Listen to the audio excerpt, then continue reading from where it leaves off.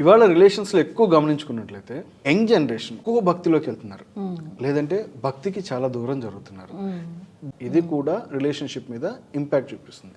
అంటే కొన్ని organisations exclusively young జనరేషన్కి యోగా నేర్పిస్తాం, మెడిటేషన్ చేపిస్తాం అని చెప్పేసి ఒక ట్రాన్స్ మైండ్లోకి తీసుకెళ్ళి కంప్లీట్లీ వాళ్ళని సన్యాసం టువర్డ్స్గా, అది వాళ్ళు పూర్తి సన్యాసమో కాదు, ఒక బ్రహ్మచర్యం అని చెప్పచ్చేమో, బ్రహ్మచర్యం దిశగా వాళ్ళని ఉంచేసేటువంటి ప్రయత్నం చేస్తున్నారు. అంటే వాళ్ళకి yoga meditation is good for body and mind, but to the next level ట్రాన్స్లోకి వెళ్ళి కంప్లీట్గా పేరెంట్స్నే కాదు అని చెప్పి లైఫే స్పాయిల్ చేసుకునేంత అవుతుంది అని చెప్పేసి చాలామంది కూడా అంటున్నారు.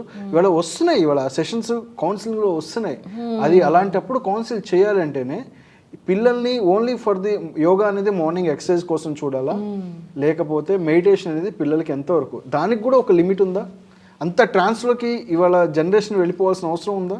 అంటే అండి, అలాంటి స్టేజ్కి వెళ్ళగలిగే పర్సంటేజ్ చాలా కొంతమంది ఉంటారు. వెళ్ళకపోయినా ఈ సెంటర్స్ తీసుకెళ్తున్నట్టుగా చూపిస్తున్నాయి. ఇప్పుడు so called these yoga centres ఏం చేస్తున్నాయంటే వీళ్ళని ఒక ట్రాన్స్ లెవెల్లోకి తీసుకెళ్ళిపోతున్నట్టుగా చూపించి వాళ్ళని అక్కడే ఉంచేసి ఒక ఫ్యామిలీస్, ఇవాళ చాలా మంది ఫ్యామిలీ 25 మెంబర్స్ పైగా వచ్చుంటారు, వాళ్ళ పేరెంట్సే మా పిల్లలు అక్కడ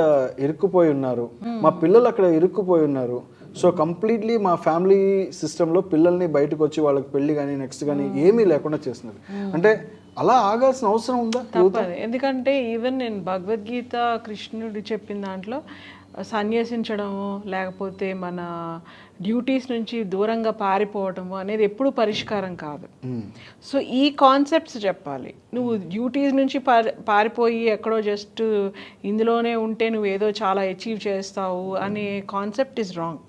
కాకపోతే యోగాలో సమాధి స్థితి వరకు వెళ్ళేవి అవి కొన్ని ఉంటాయి. అంటే కొంతమంది ఏంటంటే బాడీని ఎక్స్పెరిమెంట్ చేసి వాళ్ళు చక్రాస్ని వాటిని అవేకెన్ చేసుకొని అవన్నీ చేయడము అదొక సాధన.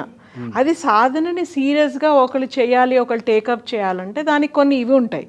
కానీ అది ఏంటంటే అట్లాంటి ఆశ్రమాల్లో దూరిపోతే పనులు ఏం చేయకుండా డ్యూటీస్ నుంచి దూరంగా ఎందుకు అనవసరం సొసైటీలోకి వెళ్తే ఈ స్ట్రెస్ ఇవి లేకుండా ఈ ఆశ్రమంలోనే ఇలాగే టైం పాస్ చేసేస్తే లైఫ్ అయిపోతుందని ఆలోచించి అందులో అలాంటి వాటిలో ఉండేవాళ్ళు కూడా ఉంటారు.